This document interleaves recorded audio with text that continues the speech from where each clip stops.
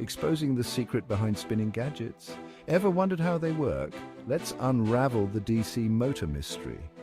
A DC motor converts electrical energy into mechanical energy, but how does it all happen? First, the stator. It's the stationary part with magnets. Next up, the rotor, a coil of wire that rotates inside the stator.